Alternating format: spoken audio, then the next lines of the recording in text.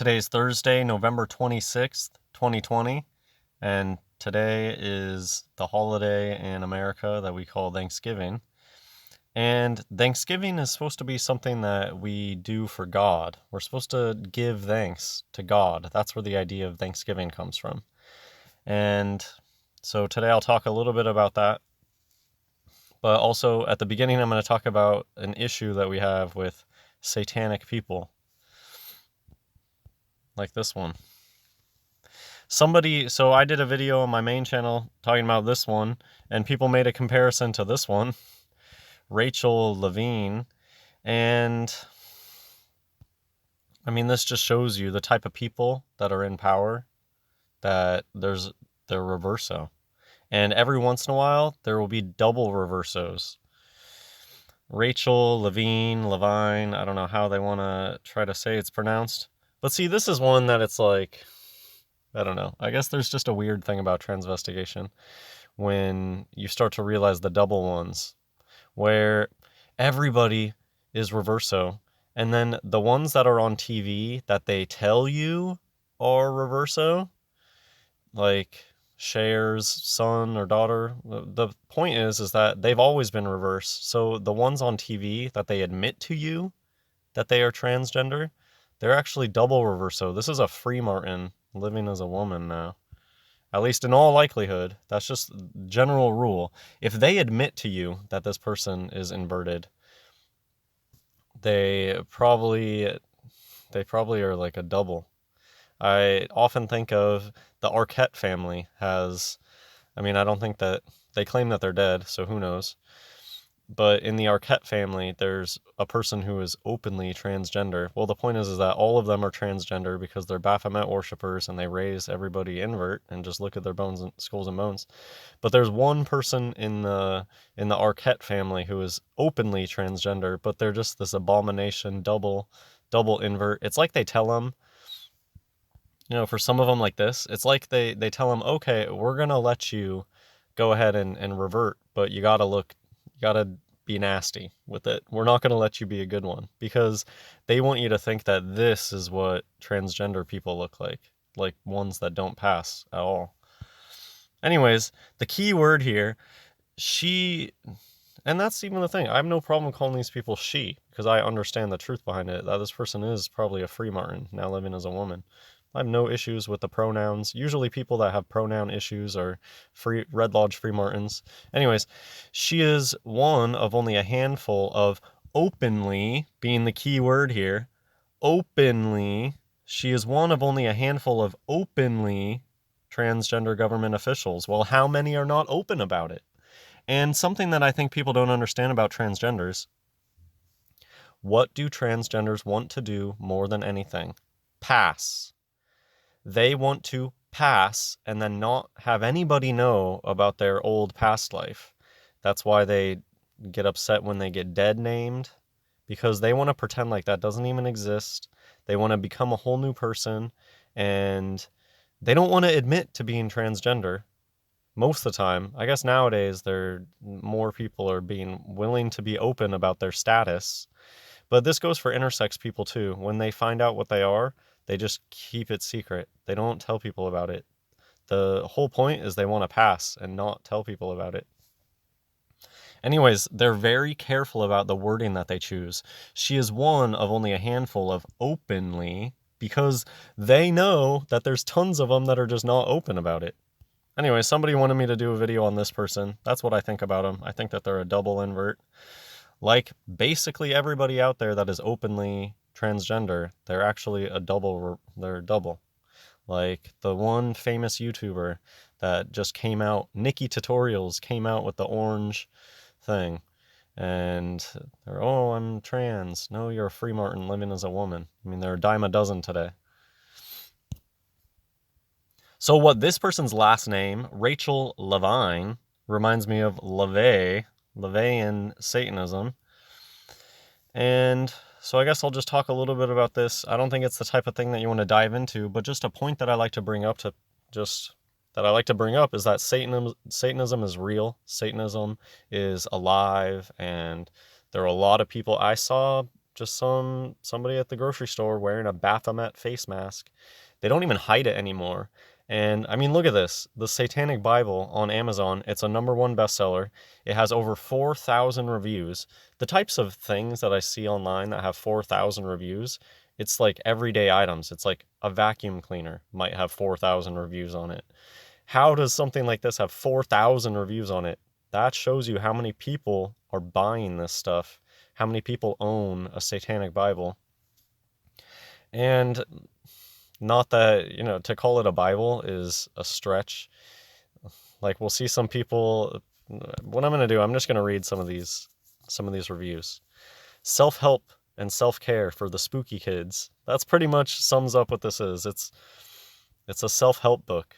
And have you noticed that inverts, they love self-help stuff. They love self-help stuff. And I guess just what I have to say about that is something that a lot of people who have woken up to the truth, we have experience with mostly alcohol, is what I've gathered. It seems like a lot of people who have woken up to the truth struggled with alcohol at some point in the past.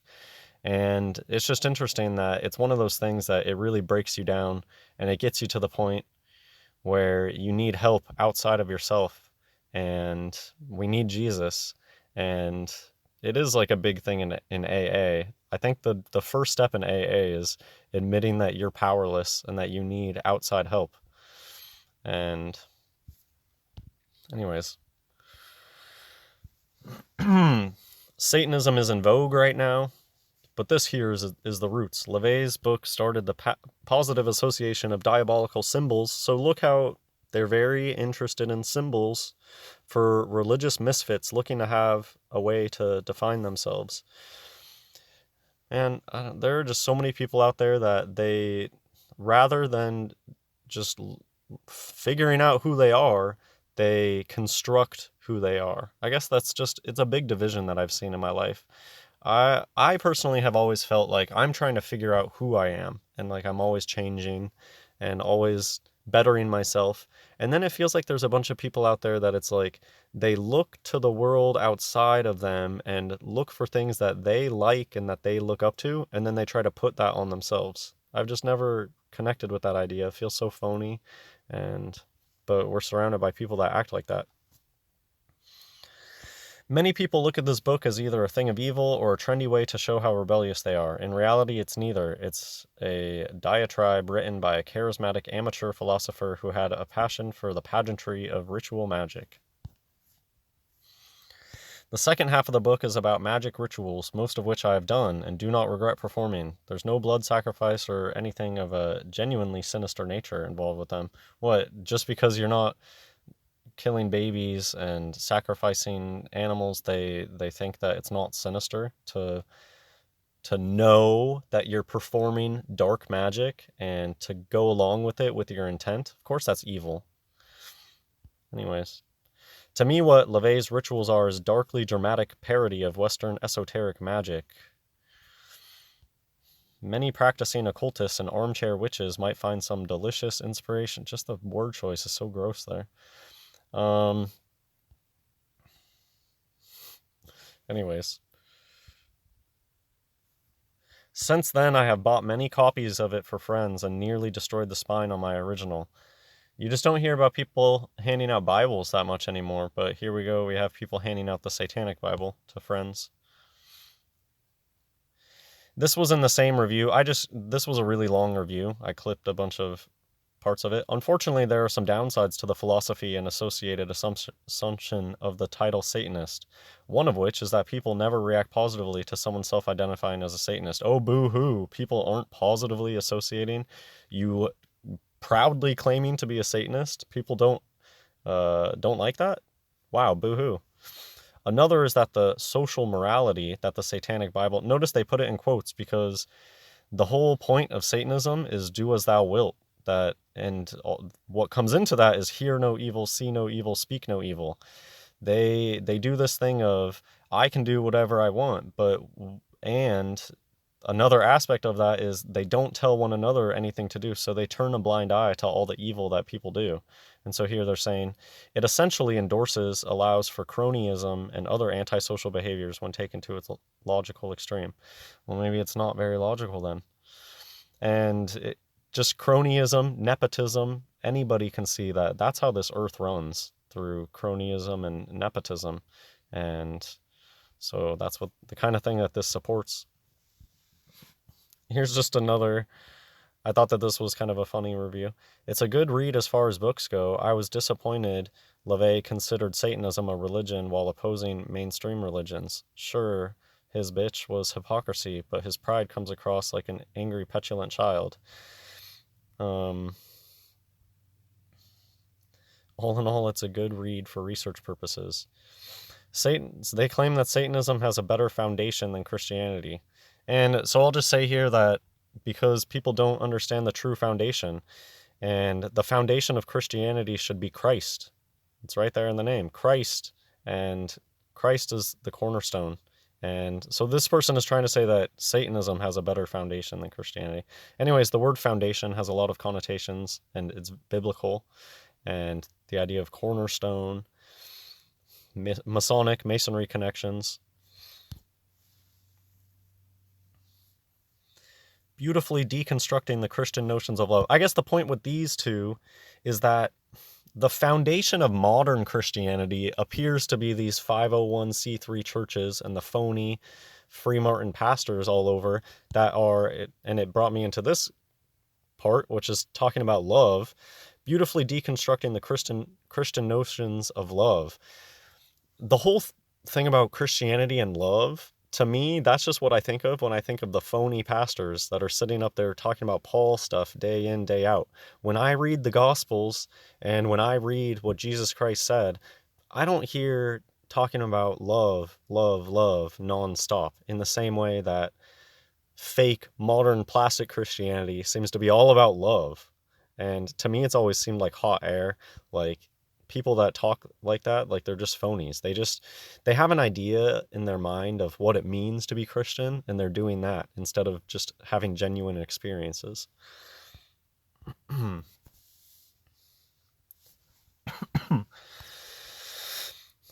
Here's another book. Look at all the spirals. Excuse me. Look at all the spirals. We got this pyramid with the capstone upside down inversion. We got the one eye symbol. We have transformation ideas. That's probably the philosopher's stone right there. Spirals, mudras. 3,265 reviews, 5 out of 5 star rating on the spellbook for new witches. You really are surrounded by these people. So, for fun, I went back and I looked at the people that actually gave bad reviews to the Satanic Bible. So this person was very disappointed. I ordered this book out of curiosity of the views of Satan worshippers for fun. Disappointed, the Church of Satan doesn't even worship Satan. You know, it's just a well-known saying that one of the biggest lies or deceptions of Satan is getting people to not believe in him. That's just a often spoken thing about Satan. So I'm not surprised that even the Satanic Bible tries to pretend that Satan doesn't exist. It reminds me of how many movies are there out there where people make a deal with the devil and then they wish for something and it turns back and bites them. So, of course, if Satan has his own religion, he'll get his own stupid followers to try to think that Satan's not a real thing. Anyways, I just really connected with this. It's basically just a group of anti-Christian. Notice how people who claim to be atheist, who claim to be agnostic, they're almost never anti-religious. They're almost always anti-Christian. And that should make you think, why are these devil-worshipping people, why are these people that hate on religion, why is their target of hate always Christianity and Christ in particular? Just notice how in the media, Jesus Christ is being blasphemed every second. Somewhere, on some channel somewhere, Jesus Christ is being blasphemed. And just day-to-day people do too. It's incessant. Whenever I have to deal with people in day-to-day life, I just get sick. Being awake, it's so tiresome. You just see these people with the wonked out eyes, the blinded eyes, and they take Jesus's name in vain constantly. It's exhausting. Do these people not get tired of being so satanic?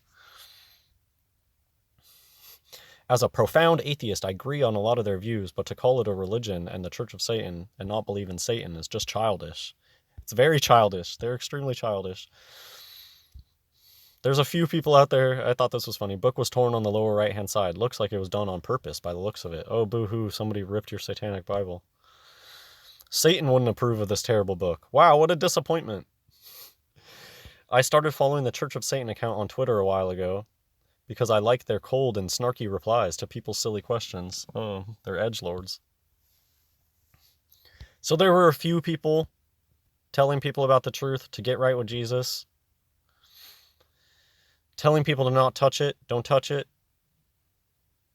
Although this, it's like, maybe this English isn't this person's first language. I didn't quite understand. I couldn't parse what they meant by, can't talk religion, arcades, politics to some people. It's called Book of Life. That's a no-no. I don't know what that means.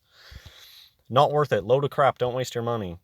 Satanic Bible. Not really what I expected. I guessed I expected lore, like in the Bible. It's just a self-help book. What's hilarious to me is that this whole Satanic Bible thing, it's just a whole self-realization, self-help book trying to get people to, go do whatever you want with yourself. That's the gist of it. Do whatever you want and practice it. Dress up in crazy clothes and practice dark rituals. That's literally what it is.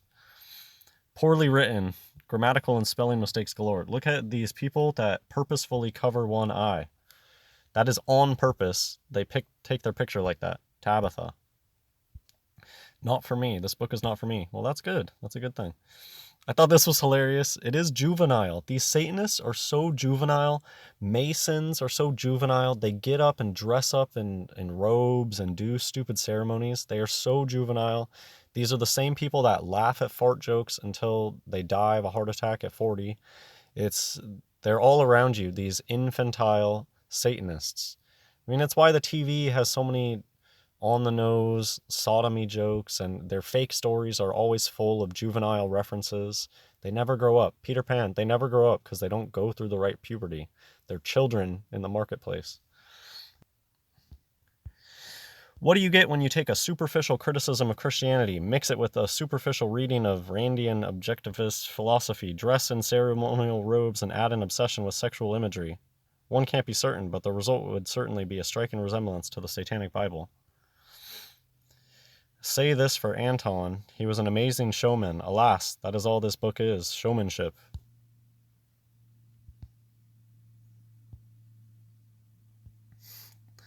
The stuff inside felt like an edgy teenager wrote it.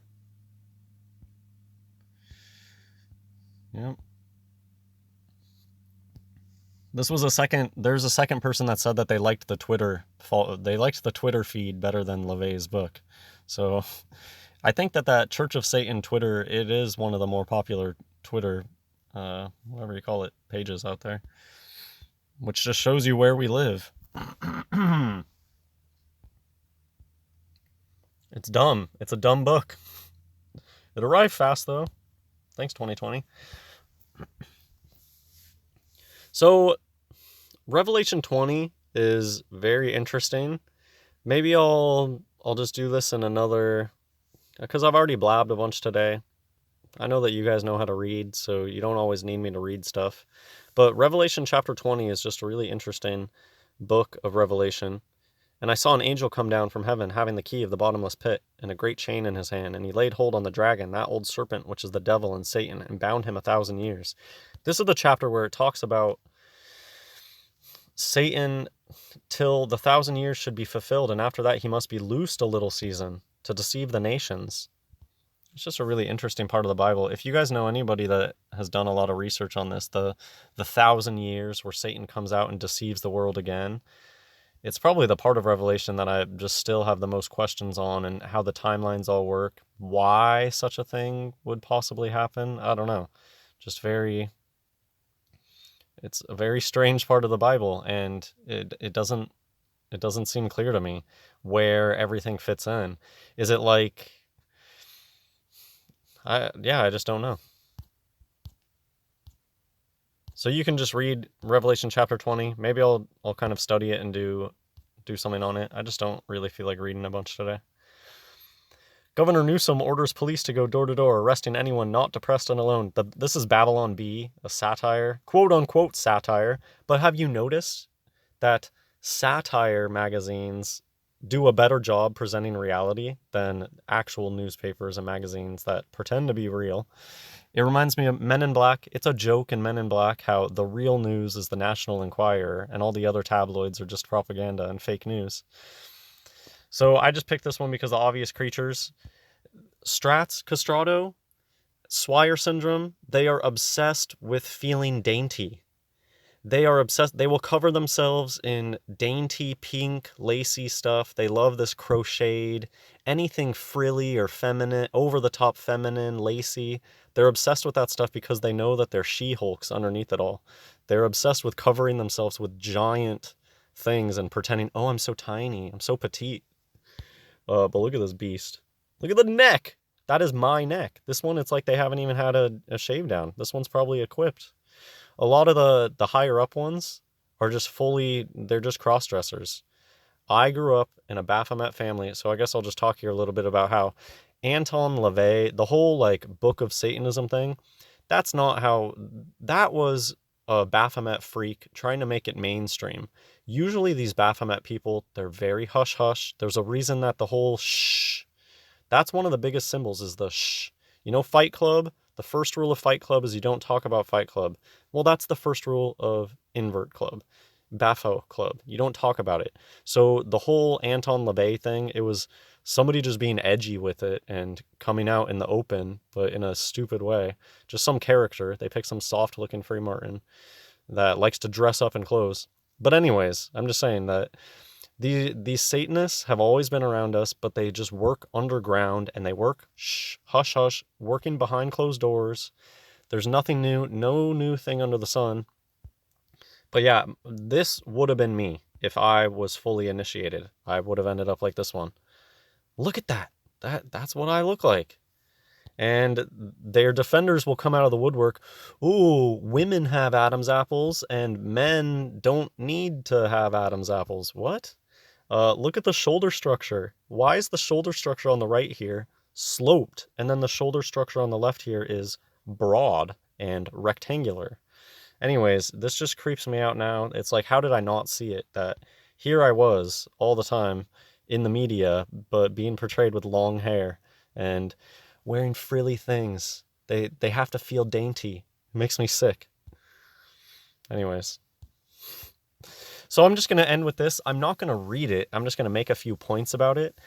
How far we've come in such a short amount of time, and how back in the day, everybody was very religious. Something that's very interesting was looking back, reading about just life in the Victorian era and how religious everyone was. It's almost like Jesus was just there. Like it hadn't been that long since Jesus was on earth, and people's faith was still very strong, and people lived their lives very much tied to the Bible and religion, and you can just see how much better they lived in terms of living pure lives, virtuous lives, as opposed to the filth of today. But anyways, it was just interesting reading this Thanksgiving proclamation by George Washington, how it was all about God. But the one thing that you'll notice is even in times past when these wolves in sheep's clothing, like Georgia Washington, even when they would talk about religious stuff, I don't see any mention of Jesus whatsoever. So when they would be talking about God and the Almighty and the Lord, you don't know who their Lord is, and they're not going to come out and say Jesus Christ. So that's just the one thing that you should pay attention to, is how often people will go on these long rants about the Lord or God without actually saying Jesus Christ. And so that's one thing I noticed, where, yeah, this is a whole big speech by George Washington talking about thanking God, but then also at the same time kind of playing up the importance of government and stuff. But another thing that I noticed about this is, just to finish the thought, but he never mentioned Jesus Christ once. And the other thing that I noticed about this is just the speech itself. Consider today the speeches of Donald Trump and how it's like it's written for a 5-year-old to be able to understand. Just the language used here is so much more complicated. It has these sentences that go on and on and on and on, much, much more complicated than anything out of Donald Trump's mouth. So that's just the other thing that I noticed, how far we've come. Talking about God and having God be an important part of life used to be just a known thing. And the original idea for Thanksgiving was about giving thanks to God. It wasn't about turkeys or even your family. It's not about that. It's about giving thanks to God. And so, yeah, I think that's it.